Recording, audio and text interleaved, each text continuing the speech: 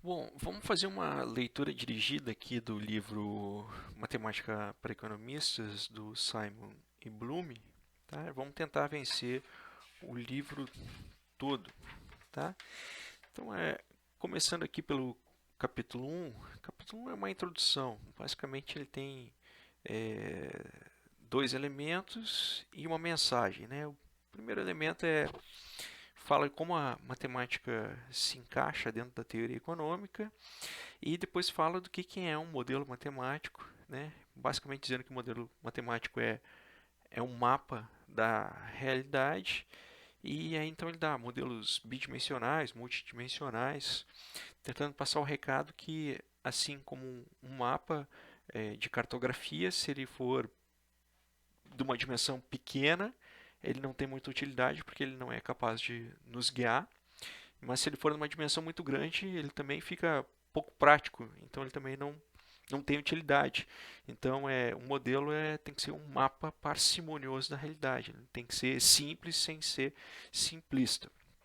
Aí na sequência ele vai fazer uma revisão, né, de elementos que o aluno já deve ter visto em algum curso pregresso ali de matemática. Basicamente ele vai dizer, olha, a gente vai trabalhar com números e números reais, números que podem ser representados na reta.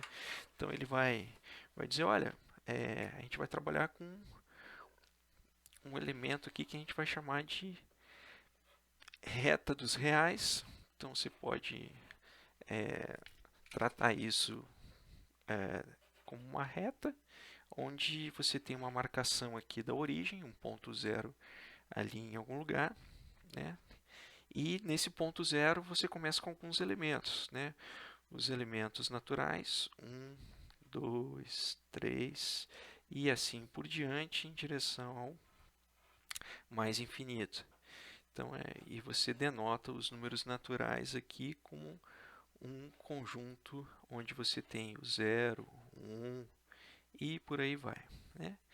E essas coisas são como se fossem emojis, assim, né? Símbolos para representar de forma sucinta o que a gente precisa. Então, esse aqui seria o conjuntos naturais. Normalmente, você usa um símbolo para dizer alguma especificidade do conjunto. Por exemplo, pode ser o, o N estrela, para dizer que são os naturais sem o zero. Um, dois e por aí vai. Então você vai ter os negativos aqui também, né? Menos um, menos 2, menos 3. Isso aqui está indo em direção ao menos infinito para lá. Então você define os inteiros. Os inteiros, então, eles vêm lá do menos infinito e são menos 2, menos um, zero, um, 2 e vão lá para o mais infinito, né? Muito bem, aí você vai ter os outros números aqui que são tipo um meio a, ou menos um meio, né? Que são os racionais. Então, os racionais, você define eles como já são é, um pouquinho mais complexa a definição, né? Então você define alguma coisa do tipo A por B, A dividido por B, tal que A pertence aos inteiros e B pertence aos inteiros sem o zero, né? Porque você não pode dividir o A por nada, né? Então, de novo, são para não precisar escrever tudo isso a muitas palavras, você cria essa simbologia para representar e essa simbologia é entendida no mundo inteiro, né? E ainda assim vai ter elementos aqui do tipo raiz de 2, né? Que não vão estar ali representados em nenhum desses conjuntos, né? Mas é do entendimento comum que na reta tudo isso está representado, de tal maneira que você pode pensar que alguma coisa do tipo assim, os naturais estão contidos nos inteiros, que por sua vez estão contidos nos racionais, que por sua vez estão contidos nos reais. Então, tudo símbolo de contido ou contido podendo ser praticamente igual, ou pertence, ou tal que, todos esses elementos fazem parte de uma linguagem, né? Uma linguagem da matemática que é usada universalmente. E a gente tem que ir se acostumando com a... Muito bem. Bom, aí na sequência ele vai falando outros elementos, né? De funções, gráficos, né? Então, vamos pensar primeiro como relações e aí depois funções como um caso específico de relações, né? Então, você tem uma reta aqui, tá? E você marca a origem dela, o zero aqui, tá? Então, os números que estão nessa reta você pode chamar de x. Qualquer marcação que você tiver, ou reta x aqui, qualquer marcação é um pontinho x aqui dessa reta, né? Bom, você pode passar uma outra aqui assim nessa direção e marcar ela como y. Então, isso aqui vai ser conhecido como plano cartesiano, R2, porque é uma reta, duas retas, né? E a marcação então passa a ser dita como origem aqui, tá? E convencionalmente essa primeira entrada do par ordenado é a entrada x do eixo aqui na horizontal e a outra do eixo é, do eixo vertical ali, né? E aí então existem algumas coisas que a gente deseja relacionar no plano cartesiano para analisar, né? Então vamos pensar numa uma coisa aqui, ó, que é um círculo com centro na origem e raio 1, tá? Então se você desenhar esse círculo aqui, ó, ele vai passar em uma sequência de pontos. Isso aqui é o gráfico do círculo, tá? Então ele não passa na origem, ele passa nesse ponto aqui que é o ponto x1, y0. Ele passa nesse ponto aqui que é o ponto x0, y1, né? O x está no 0 e o y está no 1. Ele passa nesse ponto aqui que é quem é aqui? É o x é menos 1 e o y é 0. E ele passa nesse ponto aqui onde o y é menos 1 e o x é 0. Né? Então, como é que você descreve? Você descreve o círculo. Você pode fazer C de círculo, né? E você descreve, é um conjunto, abrir uma chavezinha para representar que é um conjunto. É um conjunto de pares x, y, pertencentes ao R2, tal que x ao quadrado mais y ao quadrado é igual a 1. Tá? Então, se tu botar na fórmula, você vai ver que x ao quadrado mais y ao quadrado vai representar exatamente os pontos aqui do círculo. Né? Mas aí, se você quiser representar também o interior, os pontos que estão aqui no interior desse círculo também, você pode fazer um C estrela, alguma coisa desse tipo, e representar aqui como menor ou igual a 1. Né? Então, isso aqui é uma relação. Todas essas coisas aqui são relações. As funções são algum tipo especial de relações. Né? Então, você escreve aqui x, escreve aqui y, e escreve alguma coisa do tipo y igual a x ao quadrado. Né? Então, essa função ela vai ter um gráfico que vai ser alguma coisa desse tipo. Então, a diferença principal das funções em relação a uma relação qualquer é que se você pegar um x aqui, ó, ele vai te levar num único y. Tá?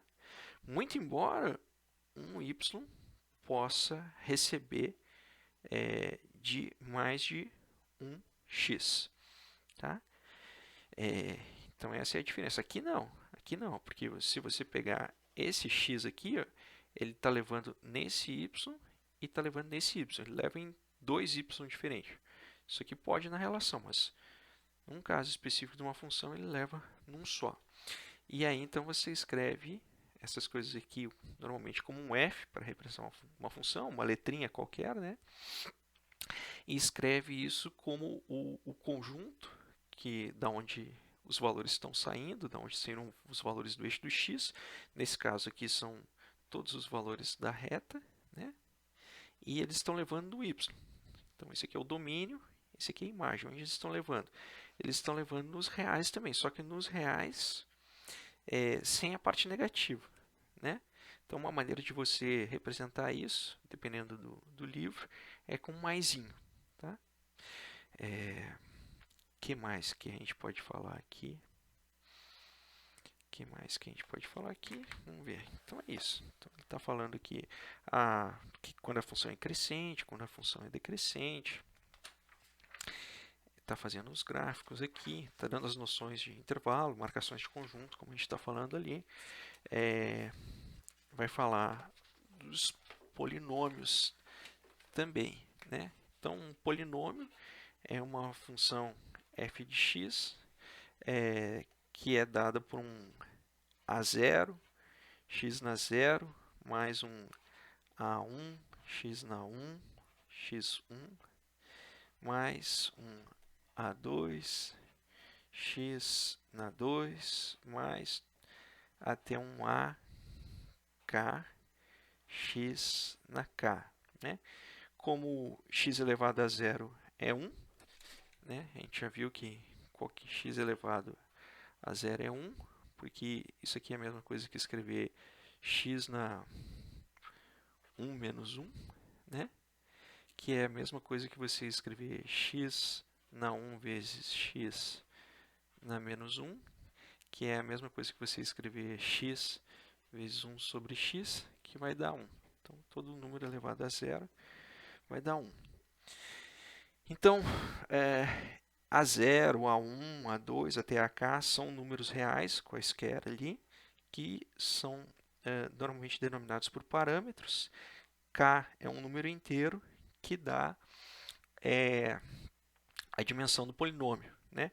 Por exemplo, se K for 0, você vai ter um gráfico x, um gráfico y aqui, e você vai estar travado aqui em A0, vai ser uma função constante, né? Qualquer valor de x vai levar no y só no A0. Se for um polinômio de ordem 1, vai ser uma reta, né? E quando é uma reta, normalmente esse elemento aqui é chamado de parâmetro linear e esse é chamado de parâmetro angular, né? Por quê? Porque numa reta você vai ter x e y aqui e você vai ter ela aqui assim, né? Então, quando o x for 0, vai passar no y no A0. E o ângulo disso daqui vai ser sempre A1, né? Essa é a discussão que ele está tendo aqui, né? Nessa figura 2.6. Então, uma vantagem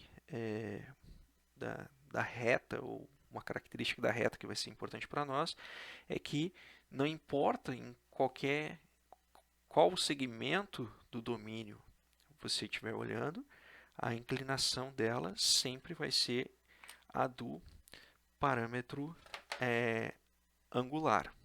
Tá?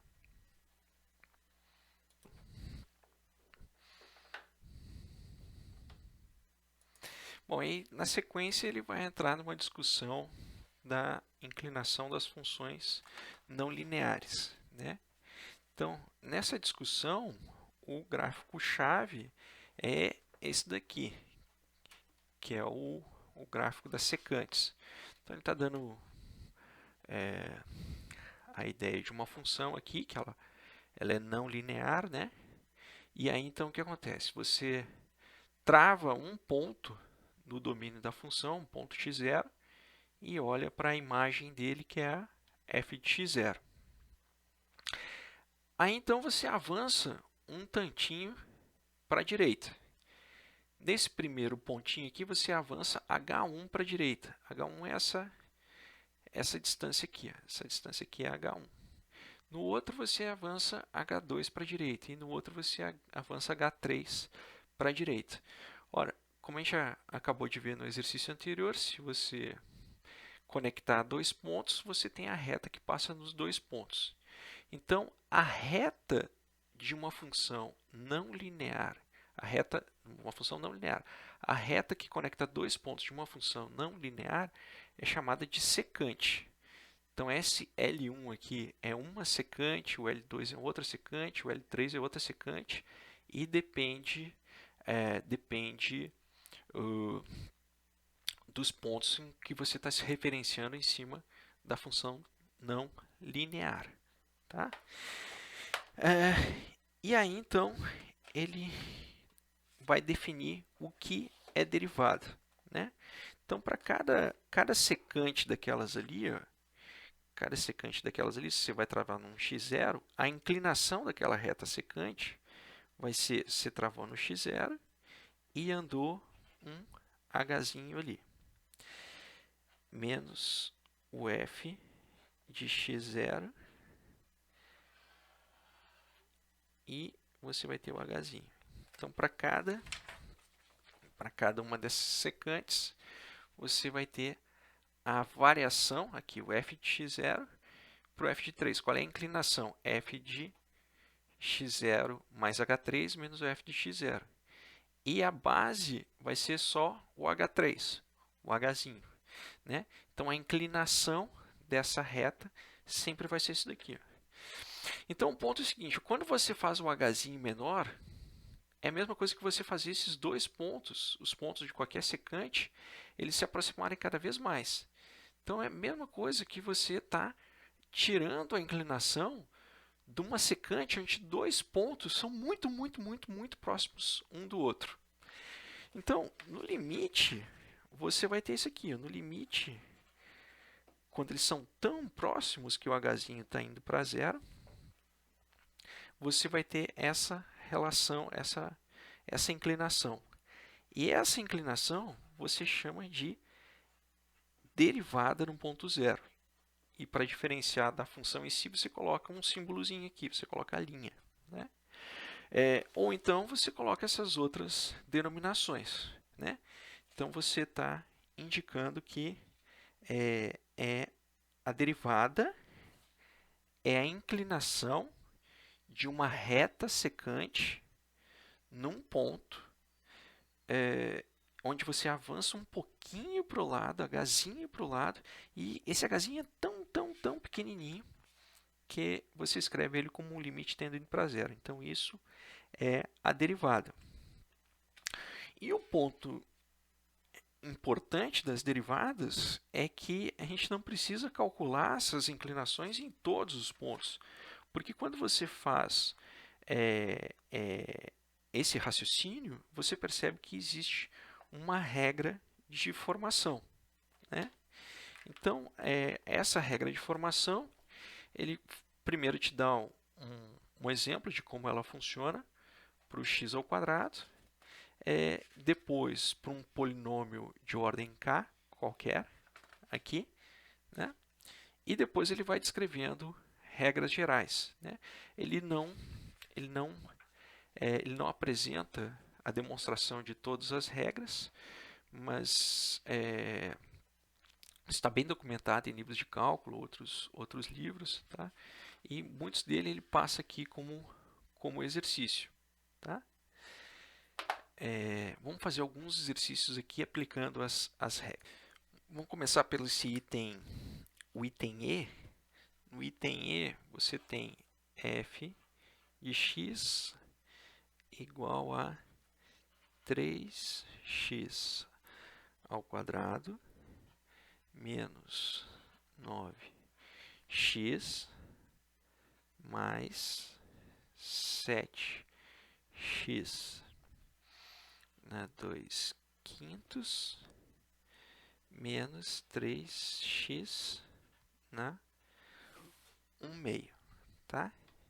Então ele te pergunta quem é f' de x, quem é a derivada.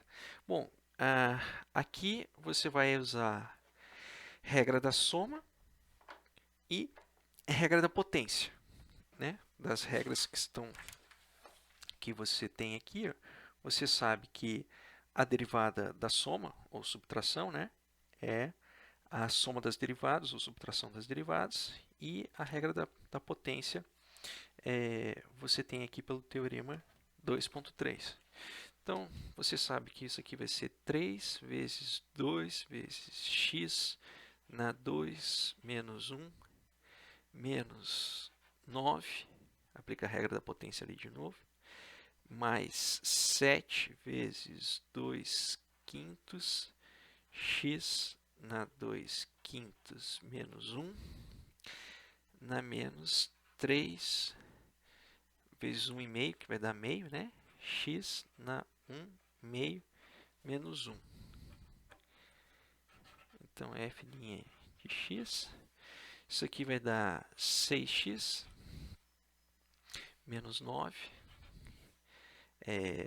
Aqui você vai ficar com mais 14 dividido por 5. Aqui você vai ficar com x,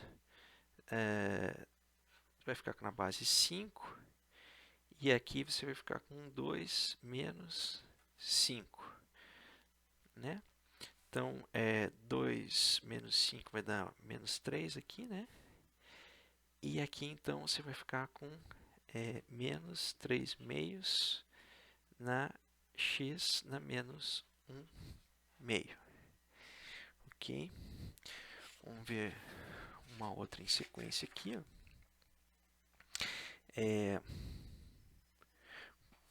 O outro. Vamos ver um outro aqui, ó, que é o item I. Tá? Nesse caso aqui, vamos chamar de g aqui. A função é g. Simplesmente você troca f por g. Só está trocando o emoji ali, né? Então, isso aqui você tem x menos 1 por x mais 1. Nesse caso aqui, você usa a regra da divisão, né? Então, é derivada do primeiro vezes derivada do numerador vezes o denominador, menos derivada vezes o numerador vezes derivada do denominador pelo quadrado do denominador. Né? Então, vamos lá. Então, você chama... para usar a mesma definição dele aqui, ó, vamos fazer o seguinte, vamos chamar um H aqui, ó, e para usar da mesma maneira como está na fórmula, chama esse cara aqui de F e chama esse cara aqui de G. Então, f' de x aqui, f' é 1, né? Porque a derivada de x menos 1 vai dar 1. E a g' é 1. Então, h' de x vai ser igual a f' vezes g menos f vezes g' dividido por g ao quadrado. Só que f' é 1 e g é x mais 1. Menos f é x menos 1 e g' é 1. E g é x mais 1 e ao quadrado ali você fica com o quadrado. O que vai acontecer aqui? Ó? Esse x você vai cortar com esse x, o menos com menos vai dar 1, né? Então isso aqui vai dar 2. Então isso aqui vai ser 2 por x mais 1 ao quadrado.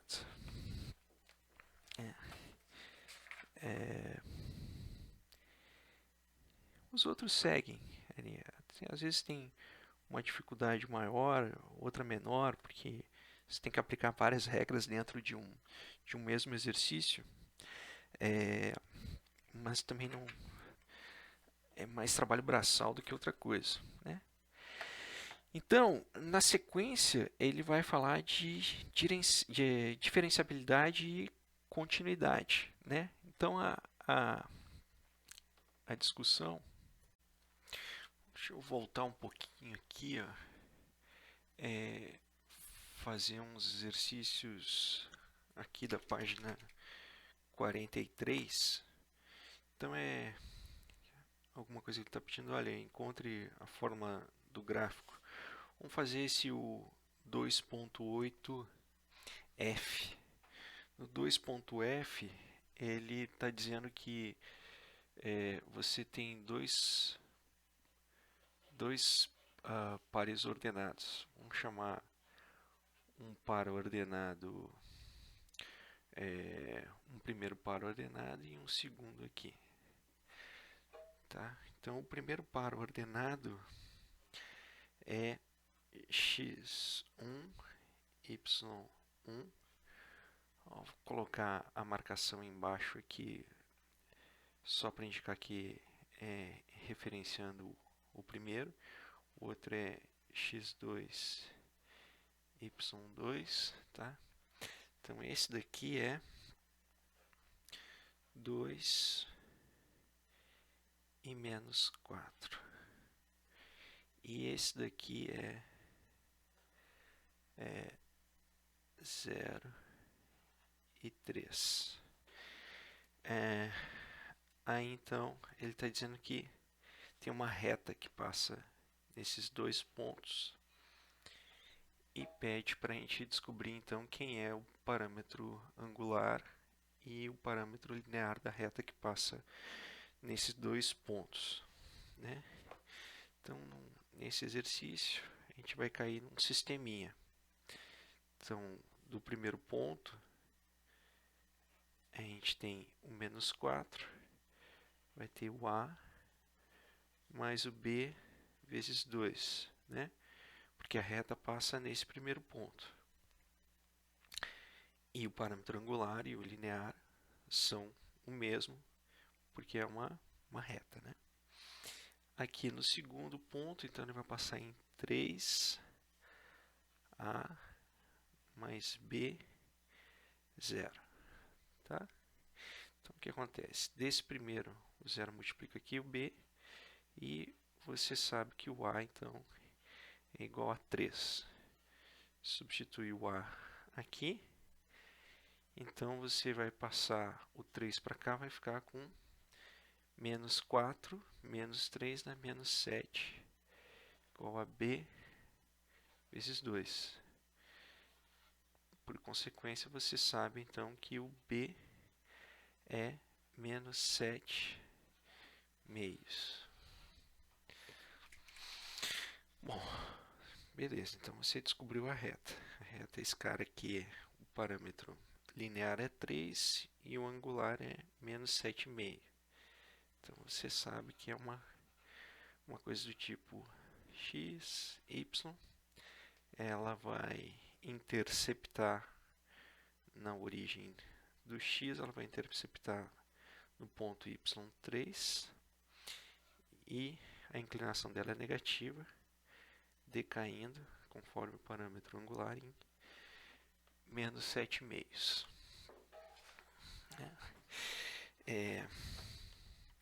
Embaixo também ele tem alguns exercícios do tipo supondo que cada uma das seguintes funções seja linear, dê interpretação econômica ali para inclinação, tá? Então essa letra A aqui, ó, ele está marcando f de q igual a um A mais B Q. Então ele está dizendo que esse sujeito aqui, ó, representa receita, né? Agora, como receita é preço vezes quantidade, e aqui já tem a quantidade, então a interpretação do B é que B é preço.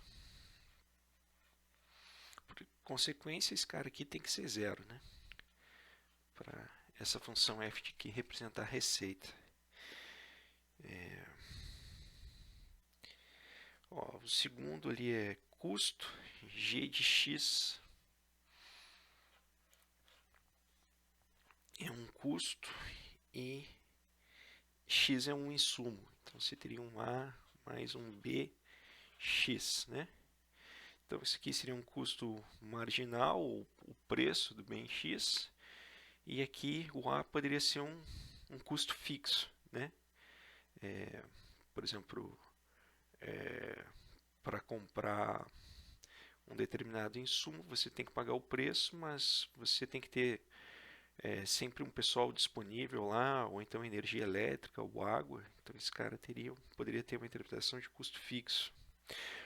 O outro ali, de baixo, por exemplo, tem um que é C de Y, que seria um A, de novo, um A mais um B, Y. C é consumo das famílias e o Y, alguma coisa como receita nacional. Então, o B teria a interpretação de propensão marginal a consumir, né? Para cada Y de dinheiros que você tem, você consome um Bzinho, mas mesmo que se você não tenha renda nenhuma, alguma coisa tem que ser consumida, né, para subsistência. Então, o A, o parâmetro linear, teria a interpretação de consumo autônomo, que seria, mesmo se você não tiver renda, você vai no pátio e pega uma galinha, ou então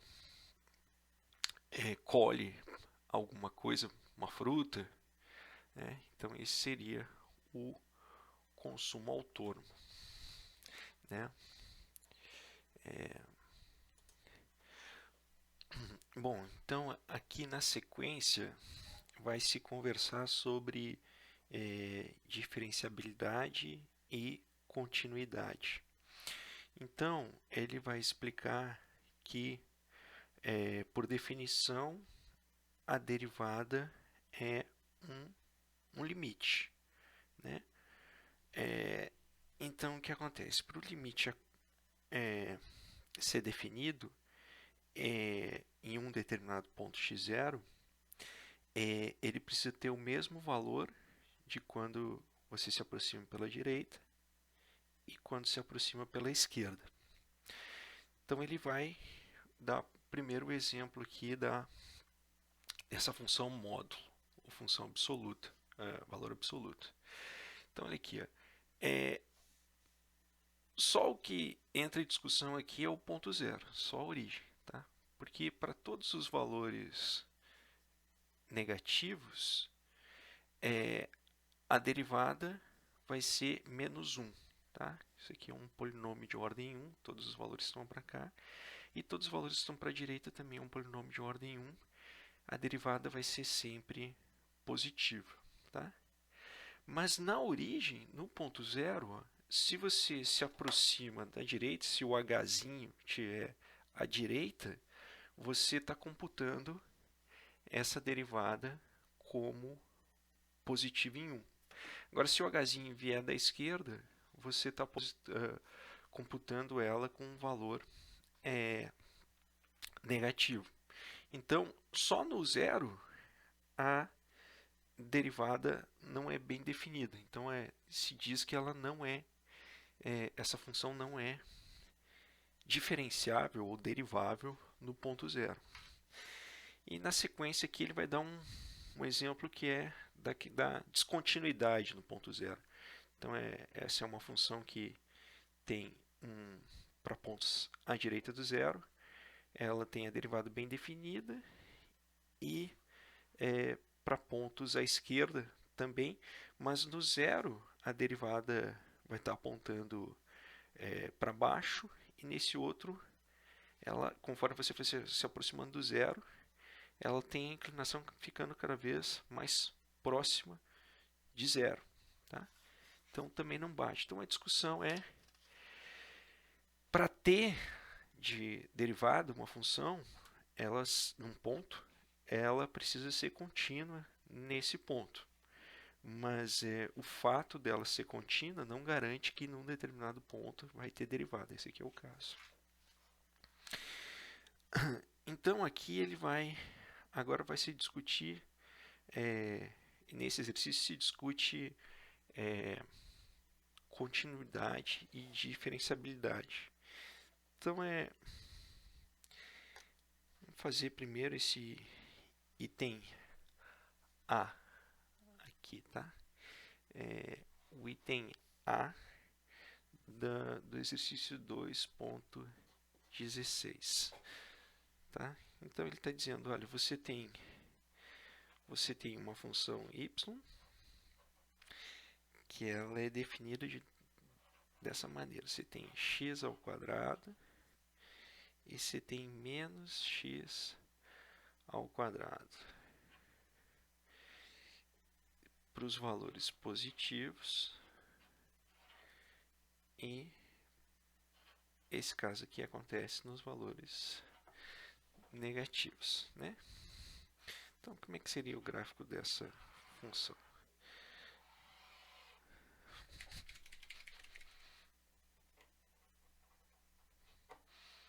Você tem aqui o x, você tem aqui o y, né? Então, os valores, no caso 0 aqui, 0 ao quadrado, então você tem o 0. Então, você pode começar para cá. Se o x for 1, vai ter 1 ao quadrado, então o y vai ser 1 ali, né? Então, esse ponto aqui é da função. Se o x for 2, o y vai ser 4. Se tiver um 2 aqui, o y vai ser 4. Então, você já sabe que isso aqui vai ter uma cara, alguma coisa assim, né? Vamos lá para os valores negativos. Então, vamos olhar para o y menos 1. Se for menos 1 vezes menos 1 dá 1, mas como tem esse negativo na frente, aqui vai ser menos 1. Ele vai passar nesse ponto aqui. E a mesma coisa para o menos 2, então vai ser menos 4. Então essa função ela vai ter uma cara desse jeito, né?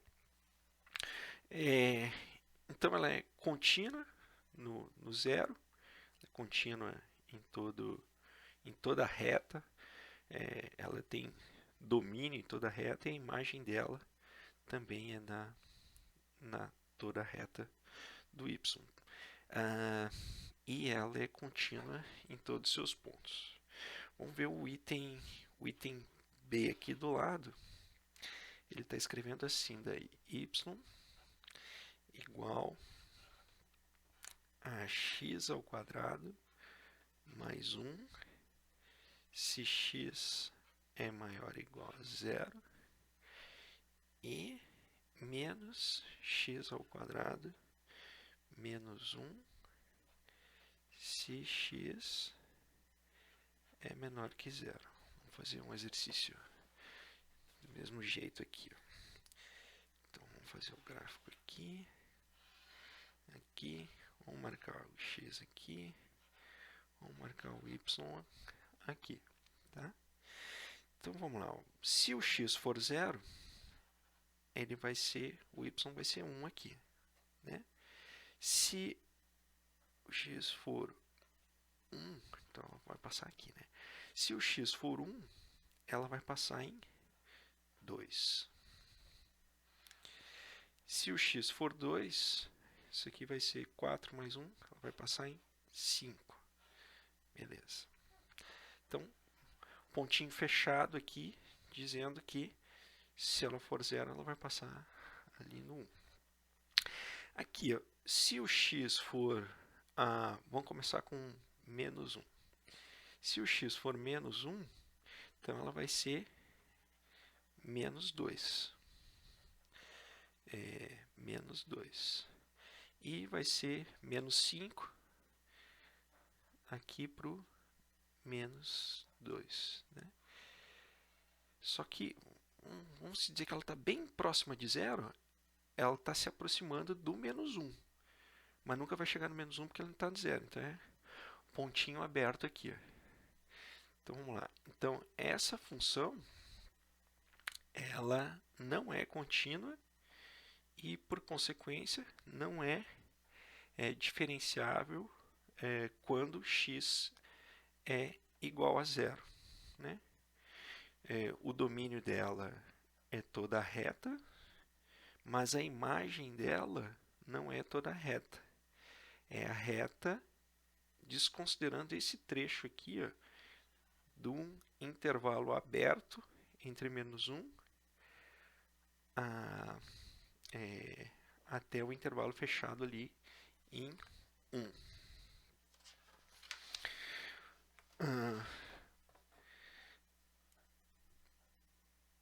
Depois disso, o livro vai argumentar aqui que quando você tira uma derivada de uma função, ela vira uma outra função. Então vamos pegar este caso aqui. Ó. Vou pegar só esse trecho do x ao quadrado. Então, se você tem f de x igual a x ao quadrado, você tem a primeira derivada dele, vai ser igual a 2x. Isso aqui é uma função ainda. Então, se você tira a segunda derivada, que por sua vez pode ser escrita como d2x dx2, é outra emoji, outra forma de escrever isso. Então, a derivada desse jeito vai ser 2. Bom, se você tirar a terceira derivada, colocar 3 pontinhos aqui de x, ou então o d3 de x, ó, se você tirar a terceira derivada, vai ser a derivada de 2, vai dar 0. E aí, então, depois ela não tem mais derivadas. Então, a última derivada não zero se diz, então, que é a classe dessa função. Então, essa é uma função C2. Ela é 2 vezes derivável até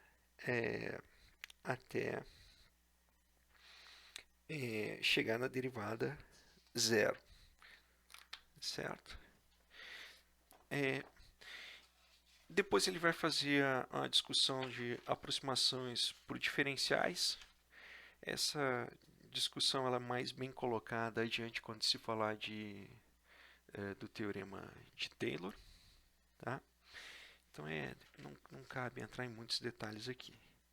Então vamos seguir aqui no capítulo 3 e aí fazer exercícios e a gente termina esse primeiro bloco de leitura.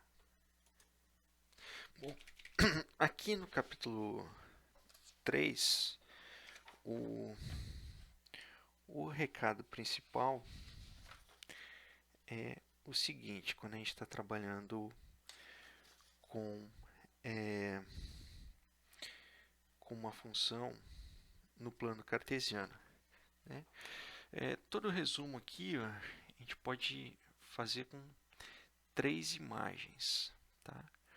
Vamos fazer uma primeira imagem aqui do plano x, y. Vamos fazer uma segunda imagem aqui, x, y. E vamos fazer uma terceira imagem aqui, x, y. E vamos desenhar 3 tipos de função. Tá? Uma função assim, uma função assim e uma função assim. Tá? Então, nesse caso aqui, nesse tipo de função, vamos pegar nesse ponto x0, vamos pegar esse ponto x0 e vamos pegar esse ponto x0. Vamos analisar a derivada nas proximidades de um determinado ponto. Olha aqui, para cá nessa função, a derivada de x ela é maior do que zero. Tá? Que as inclinações de todos os secantes que você desenhar para esse lado são maiores do que zero. Se você olhar aqui para o lado da esquerda do x0, todas as inclinações das secantes são negativas. Então, o f' de x0 para esse lado são todos zero, tá? Então, esses aqui são negativas, esses aqui são positivas. Então, tem uma hora que a inclinação ela vai trocar de sinal. E essa inclinação ela troca de sinal precisamente no ponto x0. Então, f' de x valorado no ponto x0 é zero. Tá? A mesma coisa aqui. Então, nessa função, se você olhar para o lado de cá, ó, as secantes para o lado de cá do ponto x0, elas têm f' de x menor do que zero. A inclinação é negativa. E você olhar para esse lado de cá, você tem que f' de x é maior do que zero. Essas secantes são positivas, né? Mas no ponto x0, a mesma coisa. f' de x0 é zero. Certo? Vamos olhar esse outro caso aqui.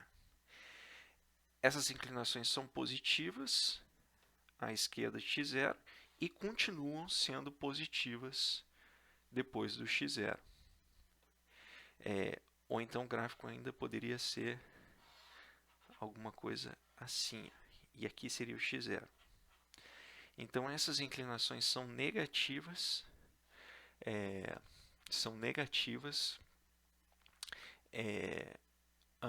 À esquerda e à direita do x0. Que isso aqui nos dá a sacada?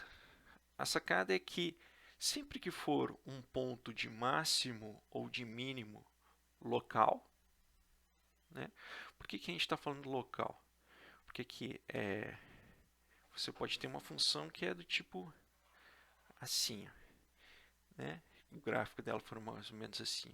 Então ela pode ter um máximo local aqui, mas o máximo global pode não existir, pode ir lá naquela direção. E o mínimo local pode ser aqui, e o mínimo global ir lá para aquela direção. Então é por isso que se fala sempre de máximos e mínimos locais e globais. Então o que a gente sabe? A gente sabe que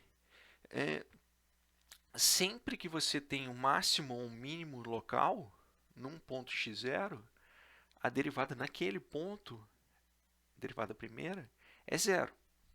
Mas você também sabe, por casos como esse daqui, que o fato de você ter a derivada primeiro do ponto x0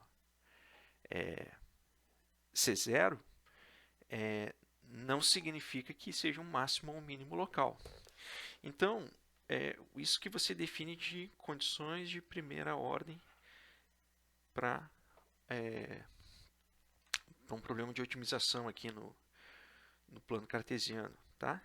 Então, a condição de primeira ordem é que a derivada no ponto, para o ponto x0 ser um ponto extremo, ela tem que ser zero. Agora a gente analisa as condições de segunda ordem. As condições de segunda ordem, vamos olhar o que acontece com a segunda derivada. Né? Então, a segunda derivada ela vai dar o comportamento da mudança da secante no ponto x0. Então, olha só. Quando você está num ponto de máximo e se mexe um pouquinho para a direita, a secante ela passa a ter inclinação positiva. Por isso, f' de x é maior do que zero quando você está num ponto de mínimo. E ao contrário, quando você está num ponto de máximo, ela passa a ter inclinação negativa depois do ponto x0. Então a inclinação é negativa num ponto de máximo. E é isso aqui que ele vai explicar. Vai explicar na sequência.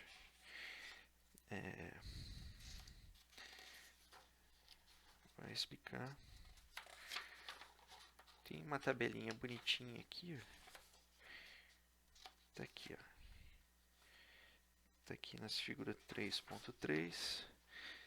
Está aqui, então, teorema 3.4. Esse aqui é o ponto principal desse capítulo. Tá? Depois, outros elementos relevantes aqui é a questão de concavidade e convexidade da função, né?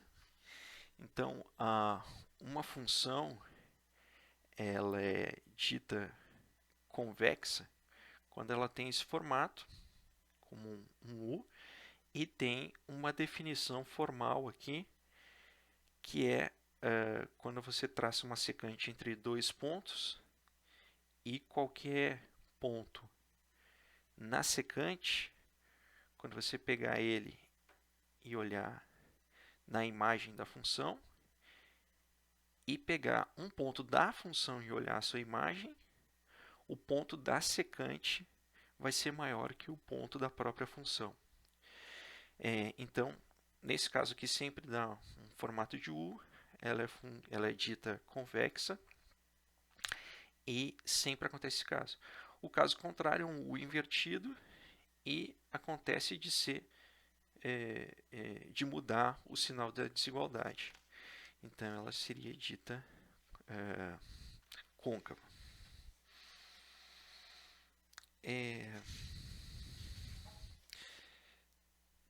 Tem a discussão aqui das caudas e assíntotas, que são, para você ter uma ideia de que são máximos globais, né? Tem uma discussão relevante aqui, que é o teorema de Weierstrass, que ele é bem intuitivo, o teorema. Né? O teorema de Weierstrass está dizendo o seguinte: pega uma função qualquer aqui no plano cartesiano, x, y, e define um intervalo fechado aqui, de A a B. Então, toda função definida no intervalo fechado vai ter um máximo e um mínimo